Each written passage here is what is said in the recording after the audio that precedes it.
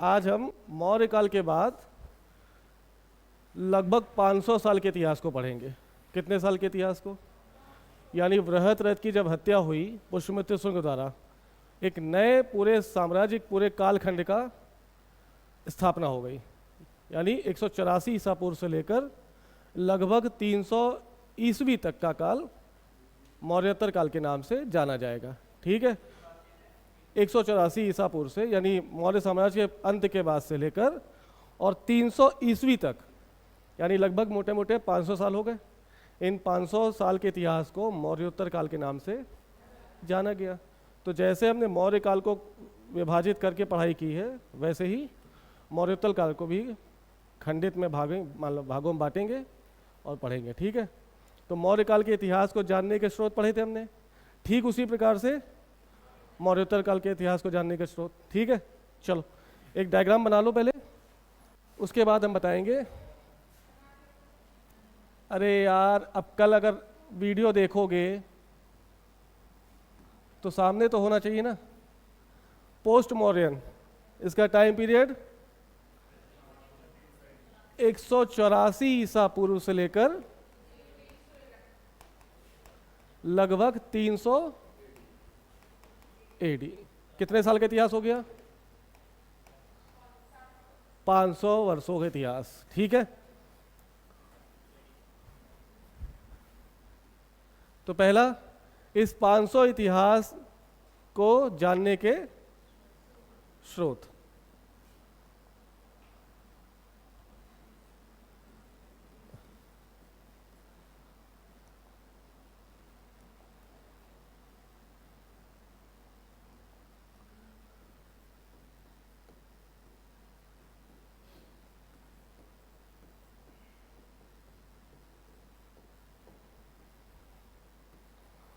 ठीक है, पहले कालखंड में ये, उसके बाद अच्छा ये वो समय है जब पहली बार भारत में विदेशी आक्रमणकारी आएंगे। ठीक है, यानी एक तरफ देसी राज्य स्थापित हो चुके हैं और दूसरी तरफ कई सारे विदेशी इन्वेजन, मतलब फॉरेन इन्वेजन होंगे। ये सिर्फ आक्रमण नहीं करेंगे, ये भारत में आएंगे, अपने साम्राज्य को स्थापित करेंगे, राजनीति में हस्तक्षेप करेंगे, प्रशासनिक व्यवस्था को खंगालेंगे और संस्कृति का आदान प्रदान भी करेंगे। यानी जो हिंद यवन आएंगे, इंडियन यवन को क्या बोलते हैं? Indo Greek. जो इंडो ग्रीक इन्वेजन होगा भारत में, वो भारत में आक्रमण करेंगे, लूटेंगे, लेकिन लूट के वापस नहीं जाएंगे, वो भारत में ही राज्य को स्थापित करेंगे। ठीक है, तो 4 विदेशी आक्रमण इस काल में होंगे। विदेशी आक्रमण हो रहे हैं, किसके साथ हो रहे हैं? देसी राजाओं के साथ। तो देसी शासक,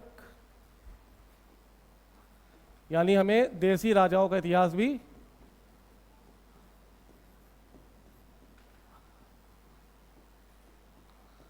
पढ़ना है। इन 500 सालों में कई सारे साम्राज्य स्थापित होंगे। पहला साम्राज्य कौन सा है? यानी मौर्य वंश को खत्म किसने किया? शुंग वंश। तो शुंग वंश पढ़ेंगे हम, हाँ या ना? शुंग वंश के बाद कण्व वंश पढ़ेंगे, उसके बाद सातवाहन वंश पढ़ेंगे,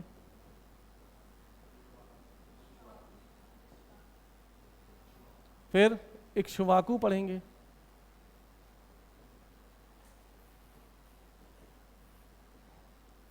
वाकाटक पढ़ेंगे, कलिंग का चेदी वंश पढ़ेंगे। यानी इन 500 सालों में इतने वंशों का अध्ययन किया जाएगा। ठीक है, आगे बात समझ में। अब जहां पर एक तरफ भारत में देसी राज्य है, उसी तरफ यहां पर क्या होगा? विदेशी आक्रमण होगा।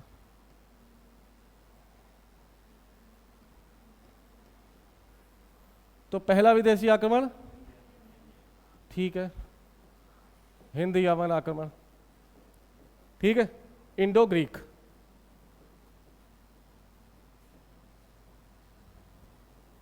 दूसरा शक। ये शक शासक कौन है? मध्य एशिया के बहुत आक्रांता हैं। ये लूटपाट करने की स्थिति में आएंगे, लेकिन भारत में बस जाएंगे। तो इसी राजवंश का एक शासक है जिसने रुद्रदामन जूनागढ़ अभिलेख बनवाया था। क्या नाम है उसका? रुद्रदामन। फिर इसके बाद एक नए आक्रमणकारी आएंगे, पहलव, ठीक है, और आखिरी में कुषाण। यानी इन 500 वर्षों में 4 विदेशी आक्रमण हुए। आक्रमण होने के बाद ये गए नहीं, बल्कि इन्हीं के सापेक्ष भारत में ही स्थापित हो गए। ये कुषाण कहाँ से आए थे? कुषाण कहाँ से आए हैं? ये चाइना से आए हैं, ठीक है। अगर कोई पूछे किस जाति के हैं, तो ये हूची जनजाति के हैं आक्रमणकारी, ठीक है। बात समझ में आ रही कि नहीं आ रही है? आ रही ना, बहुत बढ़िया। उसके बाद जब ये दोनों एक ही गद्दी पर, एक ही जमीन पर रहेंगे, तो क्या संस्कृतियों का आदान प्रदान होगा? क्या विदेशी आक्रमण ये इनकी राजनीति में हस्तक्षेप करेंगे? प्रशासनिक व्यवस्था, सांस्कृतिक, धार्मिक, ये सभी व्यवस्थाएं आपस में मिलेंगी और एक नई संस्कृति का उद्भव होगा। तो हमें इस काल में क्या करना है? सांस्कृतिक संचरण को भी समझना पड़ेगा। ये कुषाण कौन है? इसका सबसे प्रतापी राजा कौन है? कनिष्क है ना। कनिष्क के काल में याद करो, चौथी बौद्ध संगीति हो रही कि नहीं हो रही? यानी वो कहीं ना कहीं बुद्धिस्ट को फॉलो करने लगेगा। संस्कृति का आदान प्रदान हो रहा कि नहीं हो रहा? फिर इसके बाद इनकी राजनीतिक व्यवस्था के बारे में पढ़ेंगे।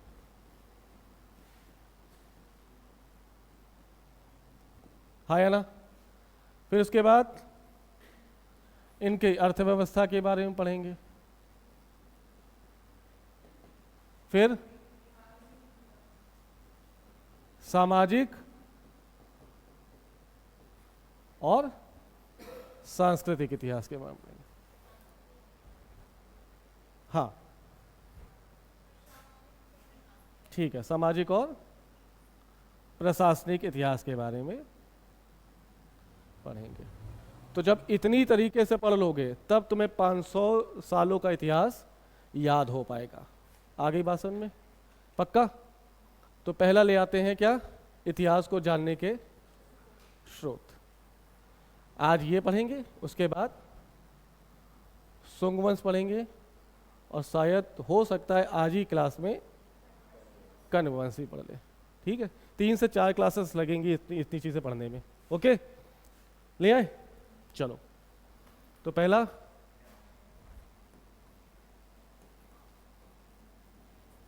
मौर्योत्तर काल को जानने के स्रोत।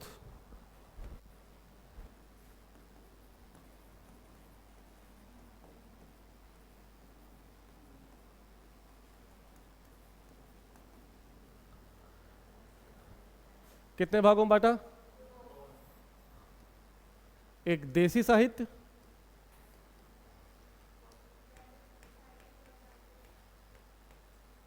और दूसरा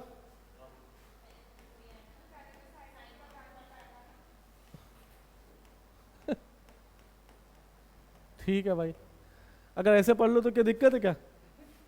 लो, जानने के कितने स्रोत? पहला कौन सा है? अब खुश। और दूसरा पुरातात्विक। पुरातात्विक या अभिलेखीय स्रोत।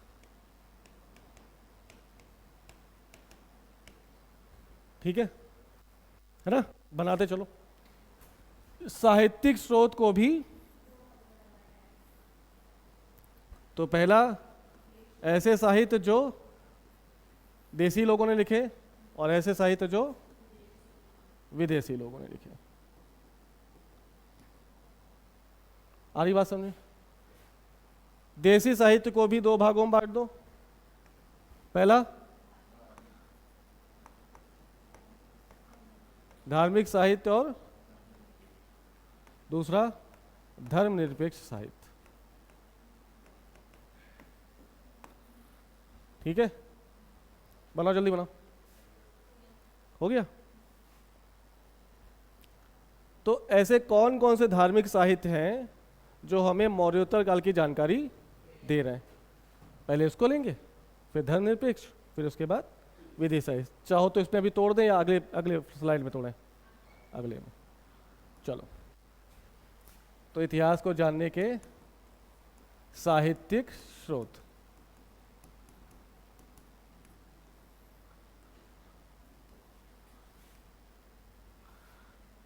यानी देसी साहित्य में दो भाग, धार्मिक और धर्मनिरपेक्ष। होता क्या है ये? धार्मिक साहित्य किसे कहेंगे हम? हाँ? धार्मिक साहित्य बोलेंगे किसको? एक ऐसा साहित्य जिसमें लिखी गई बातें उसे धर्म की जानकारी मिल रही है, धार्मिक साहित्य हो गया। धर्मनिरपेक्ष साहित्य एक ऐसा साहित्य जिसको जब पढ़ोगे तो धर्म से कोई लेना देना नहीं, बल्कि अन्य सभी घटनाओं की जानकारी मिलेगी। ठीक है, तो धार्मिक साहित्य जैसे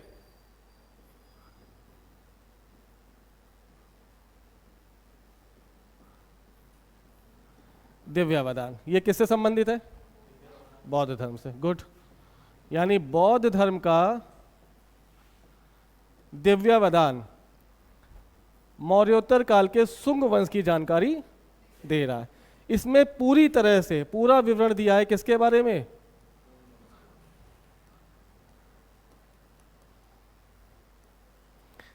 पुष्यमित्र शुंग के बारे में संपूर्ण जानकारी का उल्लेख कौन कर रहा है? बौद्ध धर्म का दिव्यावदान। आगे भाषण में इसी तरह से बौद्ध धर्म का एक और ग्रंथ है जिसका नाम है ललित विस्तार। लिखते रहो, ललित विस्तार। इसमें हमें शुंग वंश की जानकारी मिल रही है। ठीक है, इसके अलावा बौद्ध धर्म का एक और साहित्य है मंजूश्री मूलकल्प।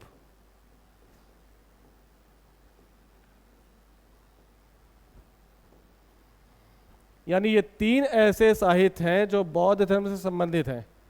इन तीनों साहित्य में हमें मौर्योत्तर काल की जानकारी प्राप्त हो रही है। आगे भाषण में। ठीक है, तो बौद्ध धर्म में कौन से ग्रंथ? पहला दिव्यवदन, दूसरा ललित विस्तार, तीसरा। तो ललित विस्तार किस धर्म से संबंधित है? बौद्ध धर्म से। आज से पहले नहीं पता था।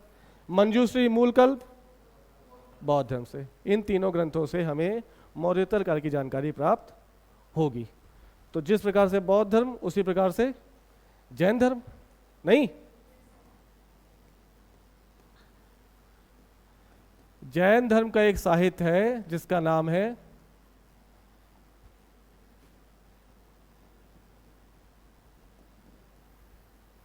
थेरीवली गाथा। क्या नाम है? तो जैन साहित्य थेरीवली गाथा जो 14वीं सदी का है। कब का है? यानी मौर्योत्तर काल के बहुत बाद लिखा गया है, लेकिन मौर्योत्तर काल की जानकारी हमें प्रदान कर रहा है। क्या नाम है इसका? थेरीवली गाथा। कब का है ये? 14वीं सदी। यानी 14वीं सदी में भारत में कौन शासन कर रहा है? 14वीं सदी में 1301 से 1399 का टाइम है। इस समय भारत में कौन शासन कर रहा है? दिल्ली सल्तनत चल रही भाई। यहाँ पर मामलूक वंश चल रहा है। मामलूक हो गए, खिलजी हो गए, तुगलक हो गए। यानी यहाँ पर दिल्ली सल्तनत स्थापित हो चुकी है। और उस समय थेरीवली गाथा लिखा गया जिसके रचयिता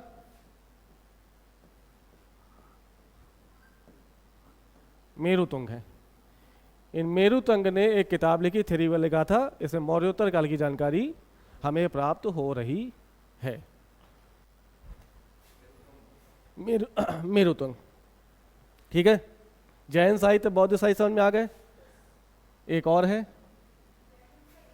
हाँ ज़्यादा नहीं, ये सब चीज़ें वही हैं जो पूछी जाती है। ऐसे तो बहुत सारी जानकारी होगी, कितने याद कर लोगे ना। इसके बाद एक और धार्मिक साहित्य है, नाम सुना होगा, मनुस्मृति। ठीक है, ये कैसे हैं? ये कौन है मनु महाराज?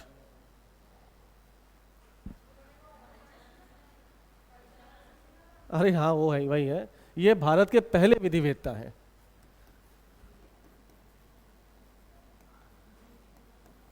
पहले, ठीक है। इनके ग्रंथ का नाम मनुस्मृति, जो पहला विधि ग्रंथ है। तो भारत का पहला विधि ग्रंथ कौन सा, और भारत के पहले विधिवेत्ता कौन? मनुस्मृति ने मौर्योत्तर काल के बारे में जानकारी प्रस्तुत। आगे बात समझ में, यानी किस वंश की बात करेंगे ये? मौर्योत्तर काल, चाहे वो शुंग हो, चाहे कण्व हो, चाहे सातवाहन हो, चाहे कोई भी राज हो, ठीक है। इन्हीं स्मृति के अनुसार थोड़ा सा समझो, ये सामाजिक स्थिति को बताने का प्रयास करेंगे और कहेंगे कि इस समय महिलाओं की स्थिति में भयानक गिरावट आई। क्या कहा? महिलाओं की स्थिति में भयानक गिरावट आई। महिलाओं को उत्तराधिकार के नियम से वंचित कर दिया गया। इतना ही नहीं, महिलाओं को खुद पर भी अधिकार होगा, ऐसा उल्लेख ये नहीं कर रहा है। यानी महिला पूरी तरह से किसी के नियंत्रण में रहकर अपना जीवन व्यतीत करेगी।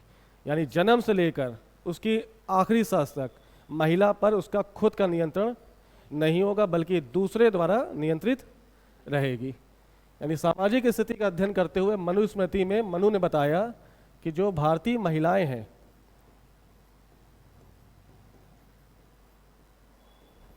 इनका जन्म से लेकर मृत्यु तक, यानी अंतिम सांस तक, 4 भागों में इनके जीवन को बांटा गया है। पहला, जन्म से डायरेक्ट मृत्यु, तो जन्म से लेकर शादी तक। अगर पहली बात तो मनुस्मृति में बताया गया कि अगर किसी के घर में कन्या पैदा हो रही है तो सबसे बड़ा अपशकुन है। अगर हो भी जा रही है तो ये इसको कभी भी नियंत्रण से बाहर नहीं रखना चाहिए। मतलब जैसे ही पैदा हो शादी तक, इस पर किसका नियंत्रण? पिता का। शादी हो जाएगी किससे? पुरुष से होगी, वही उसका पति बनेगा। तो जब तक पति जिंदा है तब तक महिला के ऊपर नियंत्रण किसका होगा? पति का। मान लो पति की डेथ हो गई तो उस महिला पर किसका नियंत्रण? उसके पुत्र का। यानी पति के मरने के बाद भी महिला विधवा पुनर्विवाह नहीं करेगी, वो आजीवन किसके अंडर में रहेगी, और जो बेटा कहेगा वो उसकी माँ को मानना पड़ेगा। खुदा ना खास्ता पति भी मर गया, पुत्र भी मर गया, तब भी महिला स्वतंत्र नहीं है।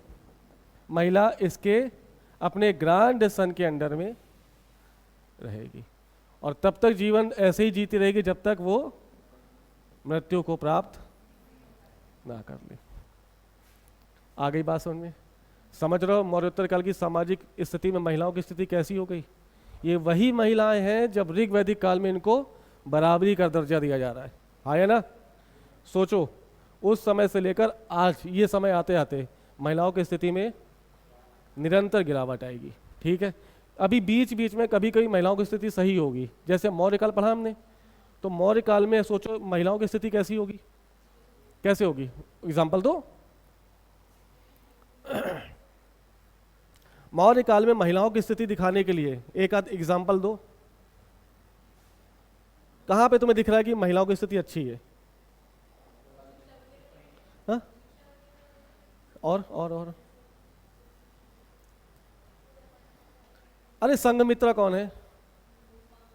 अगर महिलाओं की स्थिति खराब होती तो संघमित्रा को अशोक श्रीलंका नहीं भेजता। नहीं समझे मेरी बात? सोचो वैदिक काल में उपनयन संस्कार प्राप्त करती थी महिलाएं। उपनयन संस्कार क्या है? शिक्षा प्राप्त करने के लिए शुरू होने वाला संस्कार। इसमें लड़का भी ले रहा है संस्कार और लड़की भी, यानी शिक्षा दोनों के लिए बराबरी पर थी, यानी महिलाएं भी शिक्षा प्राप्त करेंगे और पुरुष भी। लेकिन जैसे ही ऋग्वैदिक काल खत्म हुआ, लोहे के साक्ष्य मिले, कृषि पशुपालन समाज कृषि पर चेंज हो गया और संपत्ति का संकेंद्रण किसके हाथों में हो गया? पुरुषों के हाथों में। इसके बाद महिलाओं को उपनयन संस्कार की इजाजत नहीं दी गई। यानी महिलाओं को शिक्षा से वंचित कर दिया गया। ये वंचना लगातार चली आएगी और मौर्य काल में दोबारा उपनयन संस्कार चालू होगा। तो दूसरी बार उपनयन संस्कार कब स्टार्ट हुआ? मौर्य काल। यानी महिलाओं की स्थिति कैसी है? मौर्य काल में स्थिति फिर से धीरे धीरे अपने आप को ऊंचा करने लगी। लेकिन मौर्यता काल आते आते, ठीक है, पर्दा प्रथा जैसी चीज़ें, वो बाल विवाह जैसी चीज़ें, सती प्रथा जैसी चीज़ें, ये सब इसी काल की देन है। मौर्योत्तर काल ही है जो हमें सती प्रथा के बारे में जानकारी देगा। आ गई बात समझ में? पक्का? तो थे कहाँ? मनुस्मृति पर। अगर कोई क्वेश्चन पूछे कि आज तक मनुस्मृति पर कितनी कमेंट्री हुई है,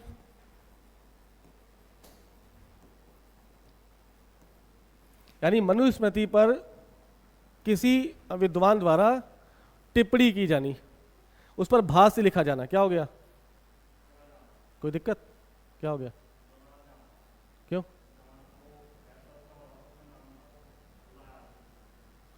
आज फैसला हो जाएगा?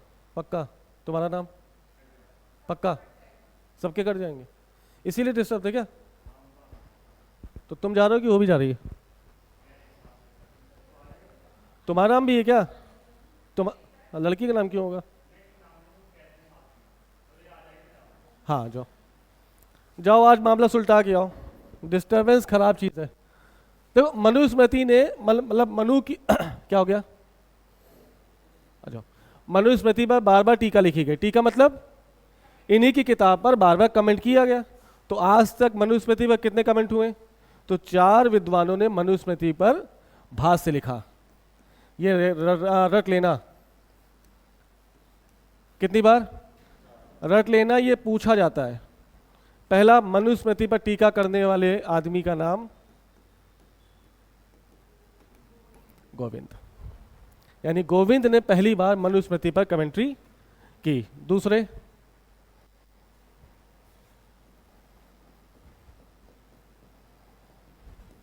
भारुची, ये सब विद्वान है। तीसरे,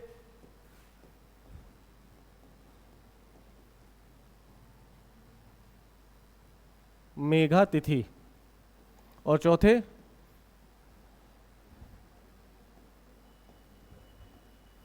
कुल्लूक भट्ट। तो मनुस्मृति पर कितनी टीका लिखी गई है? 4। पहले लिखने वाले गोविंद, दूसरे भारुची, तीसरे मेधा तिथि, चौथे कुल्लूक भट्ट। याद कैसे करोगे? कल्लूक भट्ट कैसे याद करोगे कि ये मनुस्मृति के टीकाकार हैं? 4 ही हैं, इसलिए याद करना जरूरी है। हो सकता है पूछे कि निम्न में से किसने मनुस्मृति पे टीका नहीं लिखी, तब ये फंसेगा मामला। तो ये 4 नाम कैसे याद रखोगे? गोभी में कीड़ा है ना, ये भा है, भी लगा लो। गोभी में कीड़े नहीं, लेकिन याद करने के लिए गोभी में कीड़ा याद रखना। तो गो से, भा से, मे से मेघा तिथि, और का से, ठीक है, मनुस्मृति पे टीका। ठीक है, आगे चले। ये थे कितने? धार्मिक साहित्य। पहला हमने क्या देखा? दिव्य वेदांत। ये किससे संबंधित है? बौद्ध धर्म से। ये क्या कह रहा है? इसने पुष्यमित्र शुंग का वर्णन किया है। दूसरा, बौद्ध धर्म से ही संबंधित है ललित विस्तार, इसमें भी मौर्योत्तर काल की जानकारी मिल रही है। तीसरा, मंजूश्री मूलकल्प। ये तीनों साहित्य बौद्ध धर्म से संबंधित हैं। जैन धर्म भी बोल रहा है।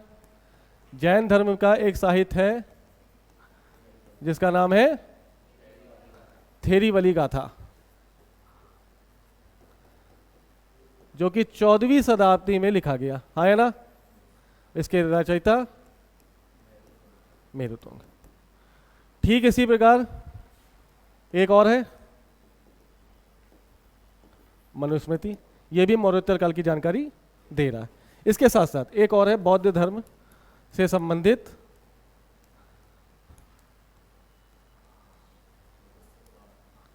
मत्स्य पुराण। ये वही मत्स्य पुराण है जो अशोक को अशोकवर्धन कह रहे हैं, और इसमें भी हमें मौर्योत्तर काल की जानकारी मिल रही है। कैसे बृहद्रथ को मारकर पुष्यमित्र शुंग ने शुंग वंश की स्थापना की, इसकी जानकारी कहाँ मिली? समझ में आया? धार्मिक साहित्य याद रखोगे, पहला दिव्यावधान, दूसरा ललित विस्तार, तीसरा मंजूश्री मूलकप, ये तीनों ही बौद्ध धर्म से संबंधित हैं। जैन साहित्य थिरुवल्लुवर गाथा जो 14वीं शताब्दी में लिखा गया है, और ये कौन सा है? मत्स्य पुराण, बौद्ध धर्म से संबंधित, सॉरी ब्राह्मण धर्म से संबंधित है। ठीक है, ये ब्राह्मण धर्म है यार, पुराण वराण कहाँ होंगे? नहीं नहीं, ये ब्राह्मण धर्म है भाई। ठीक है, समझ गए? तो धार्मिक साहित्य के तहत हमने 4-5 चीजें पढ़ ली जिसके बारे में मौर्योत्तर काल के बारे में जानकारी दे रहा है। दूसरा कौन सा है?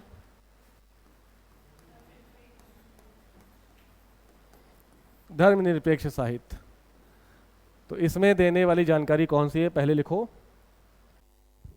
तो धर्मनिरपेक्ष साहित्य का मतलब जो धर्म से अलग होकर जानकारी दे रहा है। पहला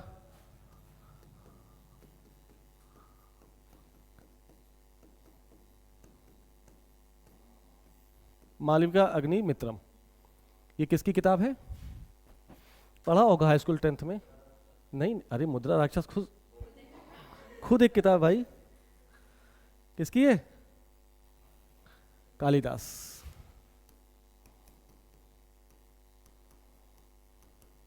सबसे महान रचनाकार है। ठीक है, ये इनका जो कालिदास है, ये गुप्त वंश के चंद्रगुप्त मौर्य के दरबारी कवि थे, चंद्रगुप्त सेकंड के। गुप्त काल के होने के बावजूद भी इनके मालविका अग्निमित्रम में शुंग वंश के शासक अग्निमित्र के बारे में जानकारी मिल रही है। यानी पहला शासक कौन है शुंग वंश का? पुष्यमित्र शुंग। पुष्यमित्र शुंग के बाद गद्दी पर कौन बैठेगा? और अग्निमित्र की जानकारी देने वाला स्रोत कौन सा है? मालविका अग्निमित्रम। ये किसकी रचना है? तोड़ो, क्या लिखा है? मालविका और अग्निमित्र। तो मालविका इनकी महबूबा है। हाँ, अरे अग्निमित्र राजा। कालिदास का जो मालविका अग्निमित्रम है, इसकी विषय वस्तु प्रेम प्रसंग। किसके बीच? तो अग्निमित्र और मालविका के मध्य जो संबंध स्थापित हो रहा है मोहब्बत वाला, उसकी पूरी जानकारी हमें किससे मिल रही है? मालविका अग्निमित्रम से। अब नहीं, महबूबा है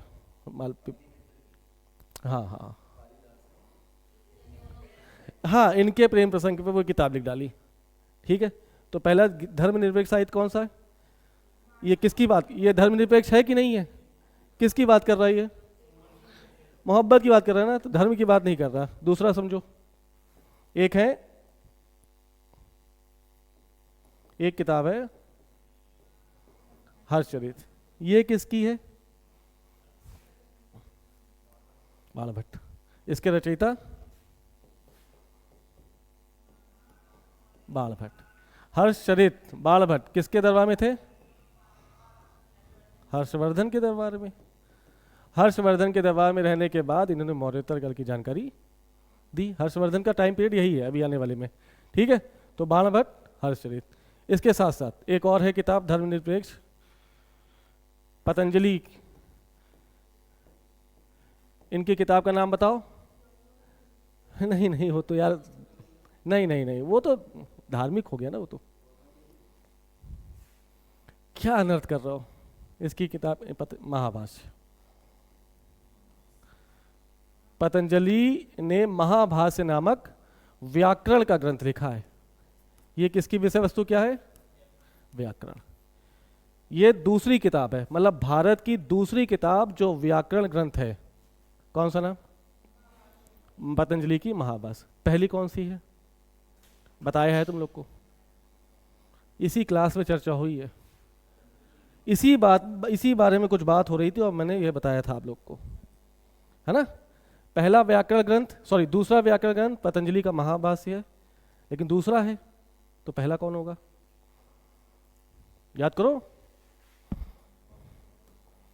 पतंजलि ने किताब लिखी जिसका नाम महाभाष्य। क्या लिखा? महाभाष्य, मतलब यानी ये किसी ना किसी किताब पर टीका होगी। तो दूसरा व्याकरण का ग्रंथ है ये?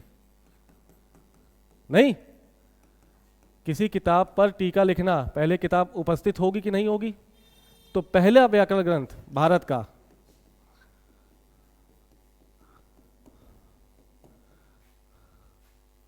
पाणिनि की अष्टाध्यायी।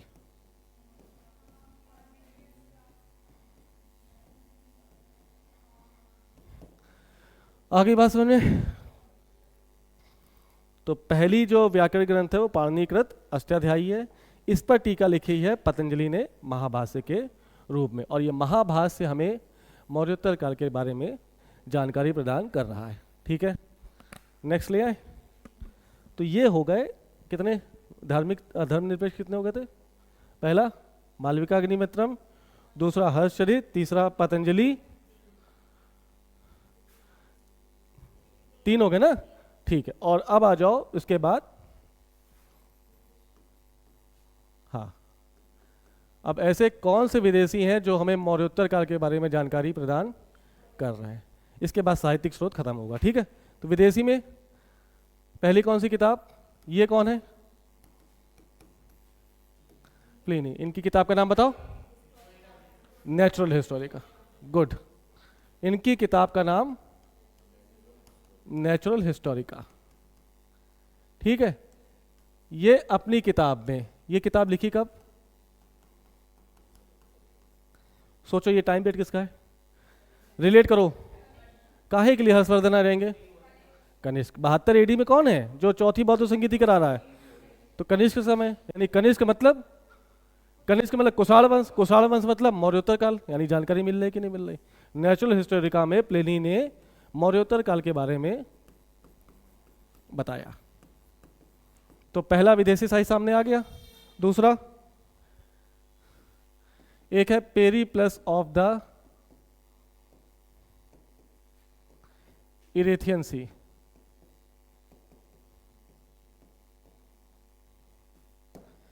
क्या लिखा? Periplus of the Erythraean Sea, ये किताब का नाम है। इसके राइटर अज्ञात हैं, नॉट फाउंड। यानी इनका राइटर कौन है इसके बारे में इतिहास में कोई भी जानकारी हमें नहीं है। लेकिन जब हम ये किताब पढ़ते हैं तो हम मौर्योत्तर काल के बारे में जानकारी प्राप्त कर लेते हैं। आगे बात सुनिए। तो विदेशी साहित्य पहली नेचुरल हिस्टोरिका प्लिनी, दूसरा पेरिप्लस ऑफ द इरेथियन सी, तीसरा एक और है ज्योग्राफी। किताब का नाम है, ये टॉलमी ने लिखी है, टॉलमी। जब हम ज्योग्राफी पढ़ते हैं तो ज्योग्राफी पढ़ते समय हमें मौर्योत्तर काल के बारे में जानकारी प्राप्त होगी। ये ज्योग्राफी वो नहीं, ज्योग्राफी किताब का नाम है। ठीक है, तो कितने विदेशी साहित्य हो गए? 3। कौन कौन से? प्लिनी, दूसरा पेरिप्लस ऑफ द इरेथियन सी, और तीसरा। यानी ये है साहित्यिक स्रोत जिसके आधार पर हम इन 500 सालों के इतिहास का अध्ययन करेंगे। तो साहित्यिक हो गया। दूसरा उधर वाला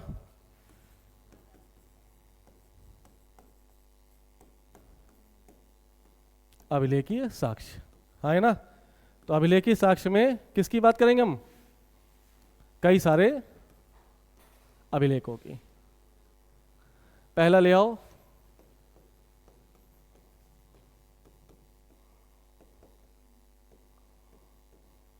अयोध्या अभिलेख।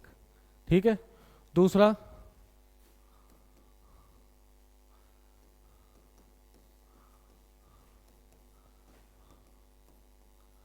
बेसनगर का स्तंभ लेख। ठीक है, तीसरा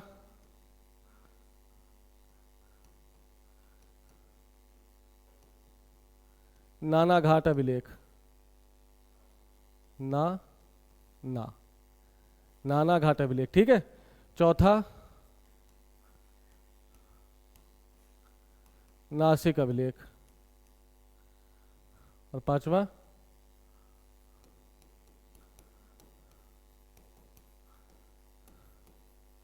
जूनागढ़ अभिलेख। ये 5 ऐसे अभिलेख हैं जिनके बारे में जिनसे हमें मौर्योत्तर काल के बारे में जानकारी प्राप्त होगी।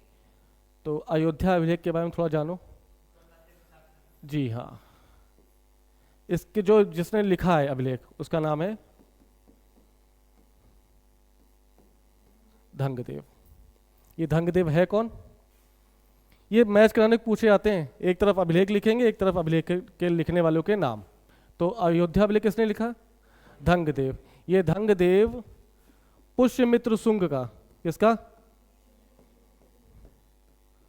पुष्यमित्र शुंग का संबंध किससे है?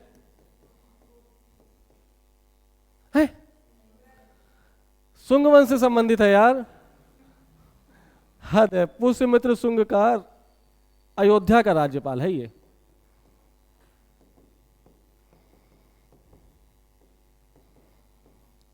कौन है धंगदेव? ये पुष्यमित्र शुंग ने अपॉइंट किया था राज्यपाल के रूप में, किसको?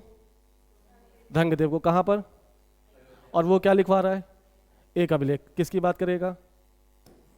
इसके जीवन के बारे में बात करेगा, इसके बारे में बताएगा किसने अपने जीवन काल में 2 अश्वमेध यज्ञ कराए हैं। तो ये धंगदेव पुष्यमित्र शुंग के अयोध्या के राज्यपाल हैं। नहीं मत चालू करो गर्म, थोड़ा सा अपने आप को मजबूत, है ना। ये अयोध्या के राज्यपाल हैं और ये किसके बारे में जानकारी देंगे? पुष्यमित्र शुंग के बारे में। ये बताएंगे धंगदेव अपने अयोध्या अभिलेख में कि इसने 2 अश्वमेध यज्ञ कराए थे। यही है वो बताएंगे कि इनके काल में यवन का पहली बार आक्रमण हुआ और कैसे पुष्यमित्र शुंग ने यवनों को पटक के मारा। ये सारी जानकारी का स्रोत कौन है? समझ गए? इसी तरह से एक बेसनगर स्तंभलेख है। ये एक विदेशी है, यूनान से आया है, जिसका नाम है होलियोडोरस।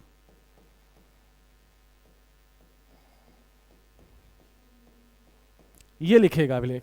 ये भारतीय अभिलेख नहीं है, बेसनगर में स्थापित है, लेकिन लिखने वाला कौन है? ये अंग्रेज नहीं। अंग्रेज कहाँ आ गए इस समय? अंग्रेज नहीं, विदेशी यूनानी है। भारत आएगा और किसके काल में आएगा थोड़ा समझो। होलियोडोरस के बारे में पूछेगा कि कौन है, तो ये राजदूत है। कहाँ का? यूनान का। बात समझ आ गई? किसके काल में आए ये पूछेगा। किसके काल में आए? तो शुंग वंश का पुष्यमित्र शुंग, दूसरा अग्निमित्र, तीसरा वसुमित्र, चौथा वज्रमित्र। ये 5वें राजा के काल में आएगा। ये शुंग वंश के 5वें राजा, जिसका नाम भागभद्र है, इसके काल में भारत आएगा। ठीक है, और कहां पर स्थापित कर देगा? बेसनगर में। ठीक है, ये राजदूत किसका है ये भी पूछा जाएगा। तो यूनानी शासक एंटियालकीडस का। राजदूत है तो किसी राजा का होगा ना यार। किसका? कौन राजा था उस समय? एंटियालकीडस। एंटियालकीडस ने अपने राजदूत होलियोडोरस को कहां भेजा? भारत। किसके काल में? ये भागभद्र किस वंश का है? शुंग वंश। शुंग वंश के 5वें राजा के कार्य में आएगा और बेसनगर में स्तंभलेख किसके बारे में लिखेगा? भागभद्र के बारे में। और भागभद्र का संबंध किससे है? शुंग वंश। और शुंग वंश किससे जुड़ा हुआ है? मौर्योत्तर काल से। समझ में आ रही बातें? नेक्स्ट, नाना घाट अभिलेख। हटा देंगे। ये नाना घाट अभिलेख लिखने वाले नागनिका, क्या नाम है इनका? नागनिका। ये सातवाहन वंश की लेडी है। जी हाँ,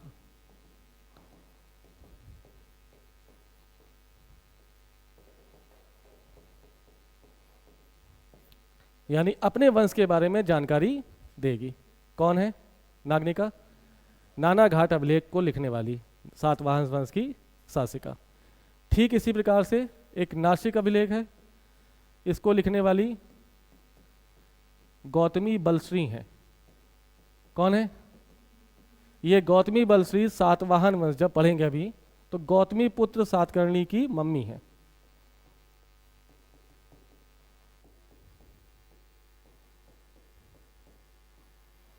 नहीं समझे? गौतमी पुत्र सातकर्णी सातवाहन वंश का सबसे प्रतापी राजा है। इसकी माँ का नाम गौतमी बलश्री, और गौतमी बलश्री एक अभिलेख लिखवाएंगी। कहाँ पर? नासिक में। किसके बारे में जानकारी देंगी?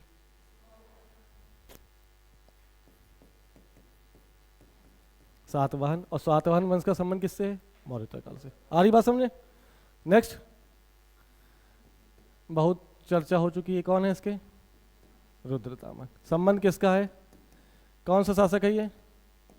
शक शासक।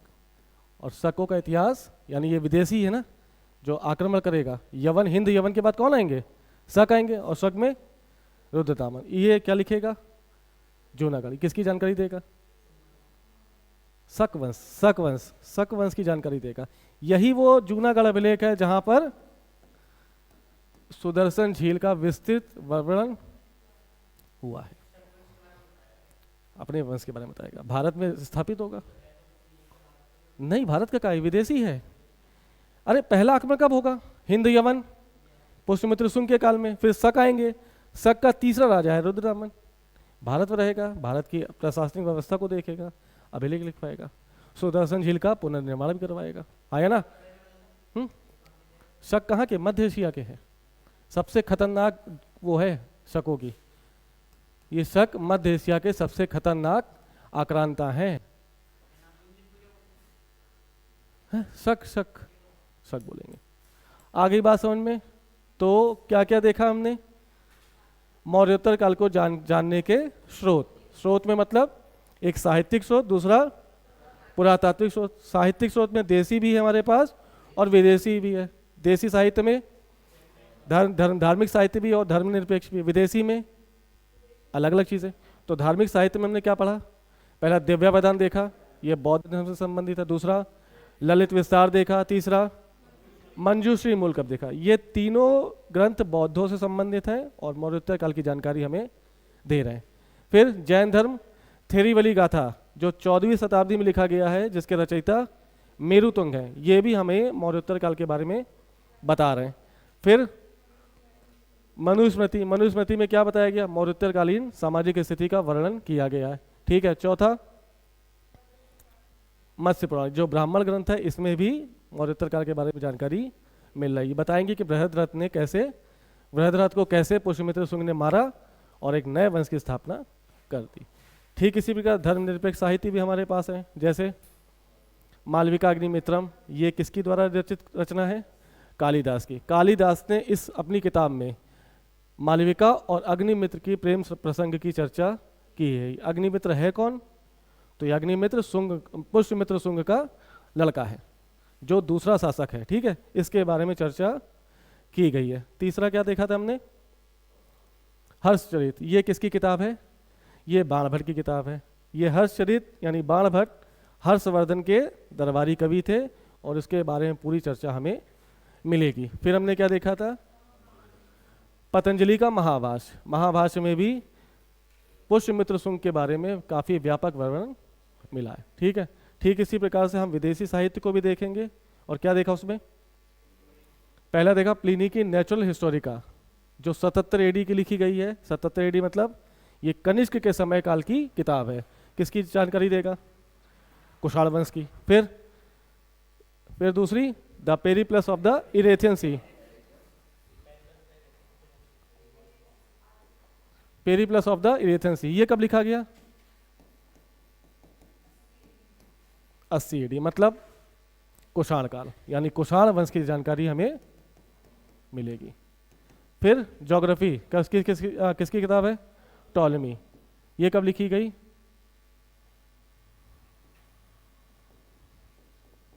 इसी के आसपास, यानी मौर्योत्तर काल की जानकारी मिल रही कि नहीं मिल रही है? 300 एडी तक है ना मौर्योत्तर काल, तो इसके बारे में हमें तीनों मतलब प्लिनी हो गई, पेरिप्लस ऑफ द एथेंस हो गई और ज्योग्राफी हो गई। ये तीनों किताबें हमें मौर्योत्तर काल के बारे में बता रहे हैं। ठीक है। साहित्यिक स्रोत के बाद पुरातात्विक स्रोत यानी अभिलेखीय स्रोत। पहला अयोध्या अभिलेख। ये अयोध्या अभिलेख किसने लिखा? धंगदेव। क्या नाम है? हाँ, धंगदेव। ये धंगदेव है कौन? तो ये पुष्यमित्र शुंग के अयोध्या के गवर्नर हैं। ठीक है। ये अयोध्या में प्रयाग में एक अभिलेख लिखवाएंगे और पुष्यमित्र के बारे में संपूर्ण विवरण हमें अयोध्या अभिलेख से दे देंगे। ये बताएंगे क्या? कि ये पहला राजा है जिसने 2 अश्वमेध यज्ञ करवाए। यही वो राजा है जिसके काल में पहला हिंद यवन आक्रमण हुआ। कहाँ पर? माध्यमिका और साकेत में। माध्यमिका मतलब चित्तौड़ और साकेत मतलब अवध। यहाँ तक आ गए थे हिंद यवन, लेकिन ये प्रतापी राजा है, ये इनको पटकनी दे देगा। ठीक है, ये सारी जानकारी हमें कहाँ मिली? अयोध्या अभिलेख में। दूसरा, बेस नगर का स्तंभ लेख, ये विदेशियों द्वारा निर्मित एक अभिलेख है, भारत का नहीं है, भारत में स्थित है लेकिन बनवाया किसने? हेलियोडोरस। कहाँ गया? हेलियोडोरस। ये हेलियोडोरस है कौन? ये यूनान का राजदूत है, उसके राजा एंटियालकीडस ने उसको भारत भेजा, और ये जब भारत आया तो उस समय शुंग वंश का भागभद्र शासन कर रहा था। ठीक है, जानकारी किसकी देगा? भागभद्र की। नेक्स्ट, नानाघाट अभिलेख। ये नानाघाट अभिलेख नागनिका से संबंधित है, जो सातवाहन की एक लेडी है। तो सातवाहन वंश की जानकारी हमें किससे मिलेगी? ठीक उसी प्रकार से एक अभिलेख नासिक अभिलेख। नासिक अभिलेख भी सातवाहन से संबंधित है, गौतमी बलश्री ने लिखा। ये गौतमी बलश्री गौतमी पुत्र सातकर्णी की माँ है। ये अपने अभिलेख में इसकी पूरी जानकारी हमें देंगी, यानी इनका जो बोलते, क्या बोलते हैं, बेटा नहीं, बेटे, महिमा मंडन करेंगे बेटे का। ठीक है, और महिमा मंडन करते करते सातवाहन वंश के बारे में जानकारी दे देंगे। और ठीक इसी प्रकार से जूनागढ़, जैसे ये विदेशी द्वारा निर्मित है वैसे यह भी विदेशी द्वारा। कौन है विदेशी? जो भारत में शकों के आक्रमण के रूप में आएगा और भारत में स्थापित हो जाएगा। आगे बात सुनिए, पक्का? अब पहला शासक कौन है? तो अब ले आओ शुंग वंश का इतिहास। ये सब याद रखना यार, एक एक राजा का मैच कराने को पूछा जाता है। शुंग वंश के राजाओं को क्रम से लगा दो, तो जहां भी मिस होगा मामला गड़बड़ हो जाएगा। इसमें शुंग वंश में लगभग 6 राजाओं ने शासन किया। तो पहला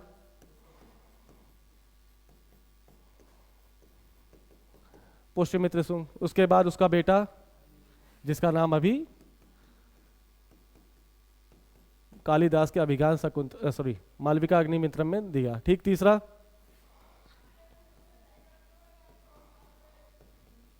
वसुमित्र, चौथा वज्रमित्र, पांचवा कौन है? भागभद्र, और छठा देवभूति। बनाओ जल्दी से, बाद में बनाओगे? चलो, यानी 6 राजाओं ने शुंग वंश को स्थापित किया, जिसके संस्थापक पुष्यमित्र शुंग हैं, और अंतिम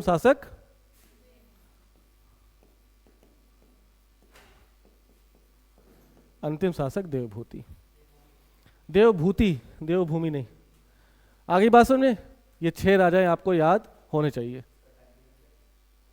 ये शुंग वंश अलग अलग है, ये 184 में गद्दी में बैठेगा और 149 तक रहेगा। एक एक करके आते, ठीक है? ले आओ पुष्यमित्र शुंग को, ले आए। हाँ, 84 स्तूपों का निर्माण वो तुड़वाया इसने। रोक दे क्या? चलो बाकी कल करेंगे यार, लिख लेना अभी, इसके बाद गर्मी लग रही है।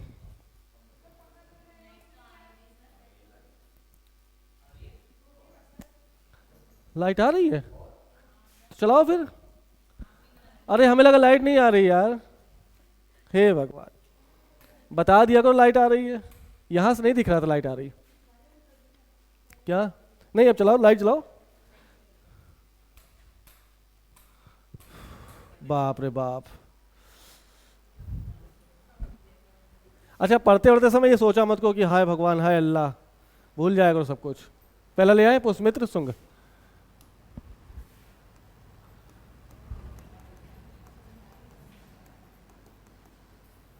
इसका टाइम पीरियड 184 से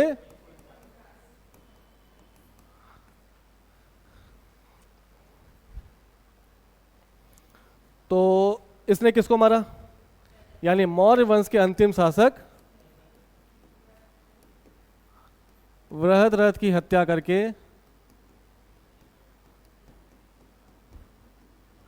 गद्दी प्राप्त कर ली और एक नए साम्राज्य को स्थापित कर दिया। तो शुंग वंश का संस्थापक कौन? पुष्यमित्र शुंग। ये बात समझ में आई? दूसरा, इसके बारे में सिर्फ मोटा मोटा जान लो। इसकी उपाधि सेनापति या सेनानी। क्या है उपाधि? सेनापति। क्यों उपाधि दी गई है? क्योंकि किसका सेनापति था? तो बृहद्रथ का सेनापति होने के कारण इतिहास में इसे सेनापति या सेनानी के नाम से जाना जाता है। पुष्यमित्र शुंग के काल में, पुष्यमित्र शुंग के काल में भारत में पहला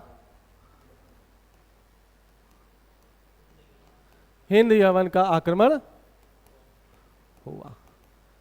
यानी पहली बार यवन आक्रमण किसके काल में हुआ? पुष्यमित्र शुंग। जानकारी कौन दे रहा है? यानी हिंद यवन आक्रमण की जानकारी हमें मालविका अग्निमित्रम से भी मिल रही है या ना? ये साहित्यिक जानकारी है। पुरातात्विक जानकारी अयोध्या अभिलेख से मिल रही है। यानी अयोध्या अभिलेख और मालविका अग्निमित्रम ये बता रहे हैं कि पुष्यमित्र शुंग के काल में पहला विदेशी आक्रमण हुआ। कौन सा? हिंद यवन आक्रमण। ठीक। इसने बताया कि ये जो यवन थे ये कहाँ गए थे? ये माध्यमिका और साकेत तक आ गए थे। लेकिन पुष्यमित्र शुंग प्रतापी राजा था, उसने इनसे युद्ध किया और युद्ध करके यवनों को पराजित कर दिया। तो यवन पराजित हुए, इसकी जानकारी का स्रोत मालविका अग्निमित्रम है और अयोध्या अभिलेख है। आ गई बात समझ में? ये माध्यमिका का मतलब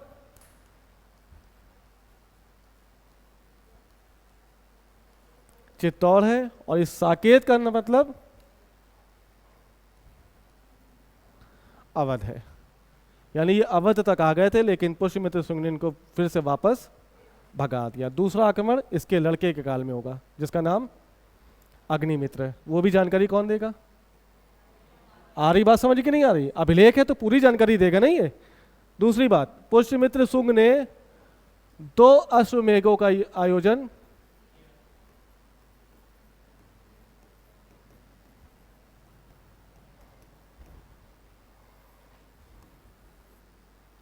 ठीक है। अश्वमेघ यज्ञ क्या होता है? हाँ, घोड़ा चुराया जाता है।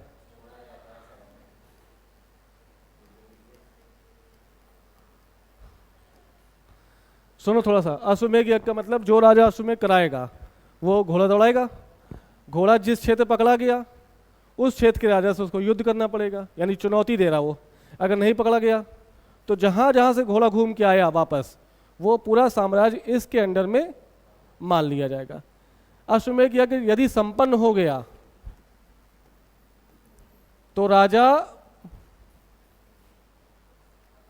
सब दान कर देता था। पता नहीं कितने हजार कितने लाख दिनार, मतलब मुद्राएं। हाँ, इवन ये भी था कि जैसे ही घोड़ा आया तो राजा स्नान करेगा और स्नान करने के बाद कपड़े जो पहनेगा वो भी पड़ोसी से मांग कर।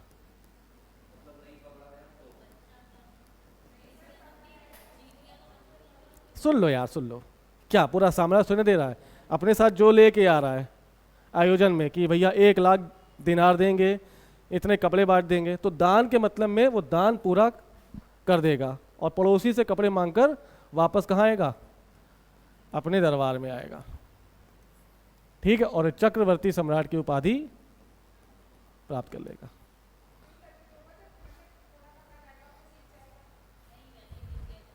आयोजन संपन्न कब होगा? अश्वमेघ यज्ञ जब घोड़ा पकड़ा नहीं गया। हाँ,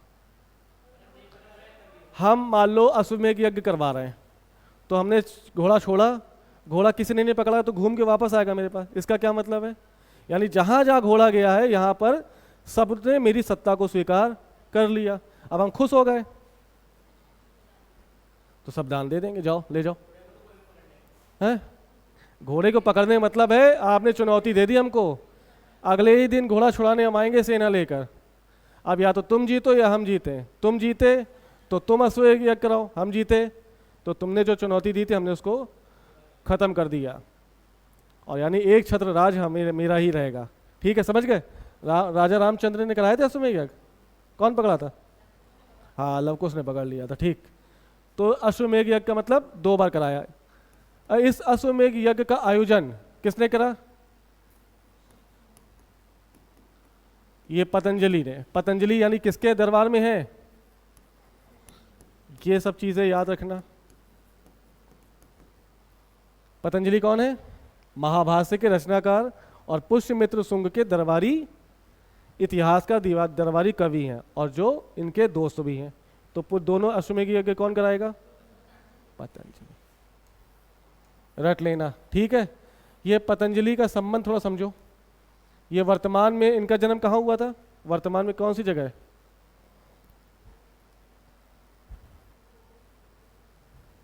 यानी गोंडा।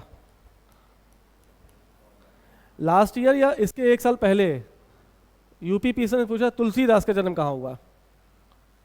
एक स्टेटमेंट, तुलसीदास का जन्म बांदा में हुआ था। दूसरा स्टेटमेंट, तुलसीदास की पत्नी का नाम गीतावली था। कौन से कथन सही हैं? तुम्हारे पेपर में आया था लड़की। जी हाँ, दो स्टेटमेंट, निम्न में से कौन से कथन सत्य हैं? तुलसीदास का जन्म कहाँ हुआ? बांदा में हुआ, ठीक है। दूसरा, तुलसीदास की पत्नी का नाम गीतावली था, रत्नावली था, और वहां पे कंफ्यूज। तो जब वो तुलसीदास पूछ सकते हैं तो हो सकता है पतंजलि पूछ ले है? रत्नावली, बांदा, बांदा बांदा, ठीक है, दोनों सही है। तो इसी तरह से पतंजलि का जन्म कहाँ हुआ है? गोंडा। और उस समय क्या बोलते हैं? गोवर्धन। अश्वमेध यज्ञ का आयोजन किसने कराया? पतंजलि ने। किया किसने? पुष्यमित्र शुंग ने। आगे बात समझ में। फिर पुष्यमित्र शुंग कैसा है? ब्राह्मणवादी है कि बुद्धिस्ट है? कट्टर ब्राह्मणवादी।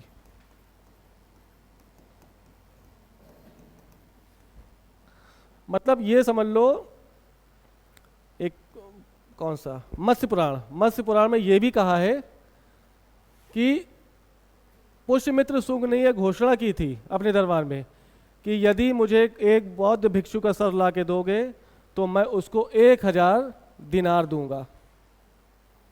जितने सर उतने पैसे।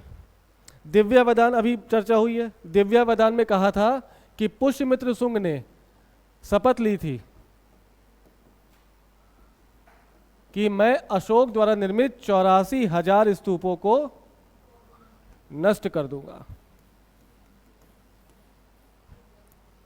यानी ये चीज क्या बता रही है कि पुष्यमित्र शुंग बौद्ध धर्म से नफरत करता था और ब्राह्मण धर्म से बहुत अंदर से जुड़ा हुआ था। लेकिन ये बात कहीं ना कहीं अतिशयोक्ति है। ऐसा क्यों? क्योंकि दिव्यावदान में क्या कहा गया? शपथ ली। अब जब बौद्ध धर्म को अंदर से पढ़ोगे ना तो शपथ का पूरा करने का उल्लेख नहीं है। शपथ ली, लेकिन क्या उसने वास्तव में तोड़ा? ऐसी जानकारी हमारे पास नहीं है।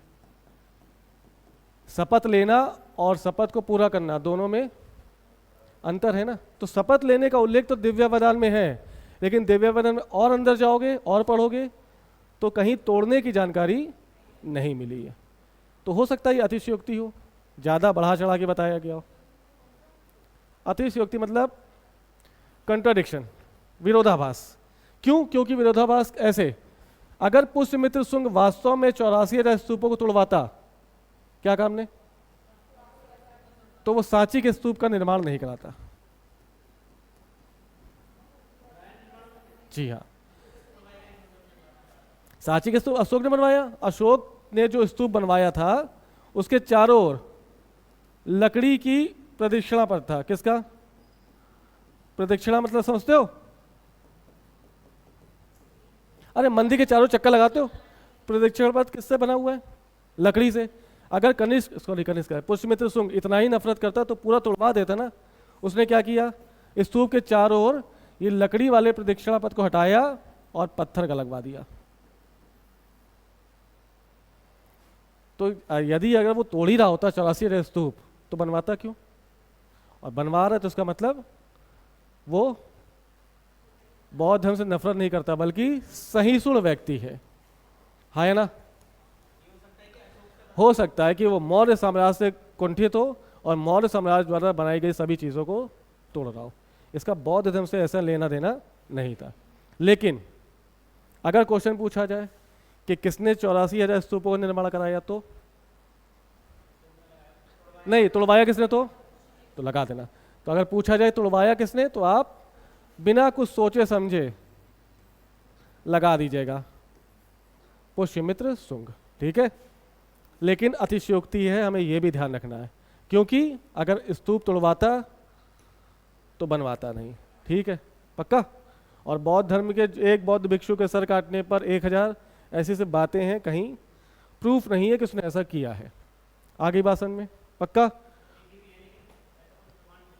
हाँ, यानी पुष्यमित्र शुंग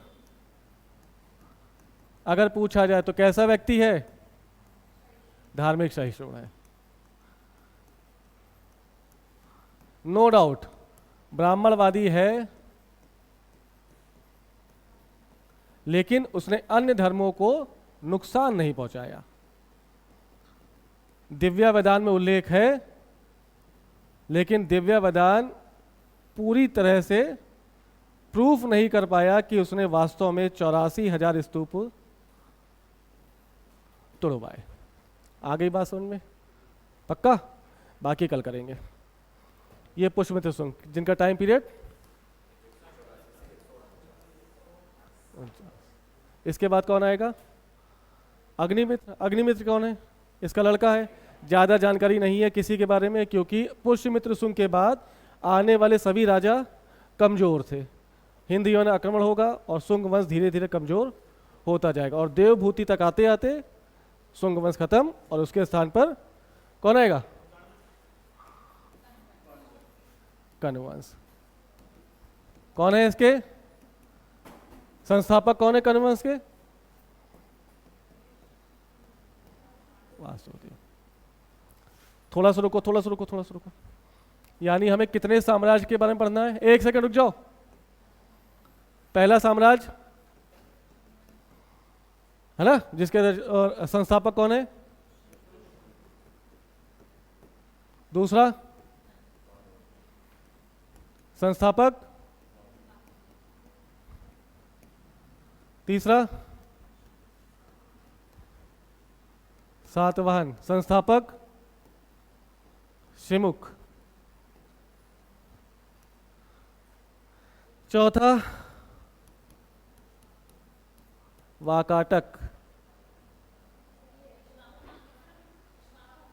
अभी आएगा। इसके वाकाटक के कौन है संस्थापक, जरा देख के बताओ, देख लो भाई।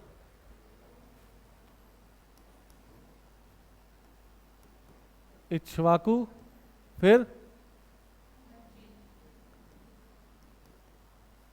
चेदी, फिर बस इतना ही है, ये पढ़ना है हमको। ठीक है, एक एक करके पढ़ेंगे। विंध्य शक्ति, ठीक।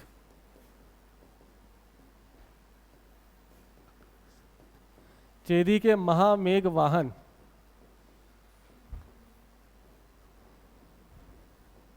इक्ष्वाकु के, इक्ष्वाकु सिंह, क्या नाम है, इक्ष्वाकु,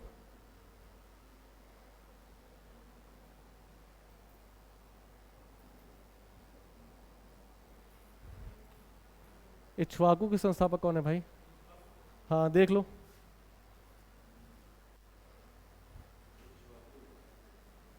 इक्ष्वाकु लिखा है, उसका कोई और नाम है, चलो याद नहीं आ रहा, बाद में देखना। नहीं आ रहा, इक्ष्वाकु नहीं है, इनके नाम अलग है। चलो ठीक है, बाकी कल मिलते हैं।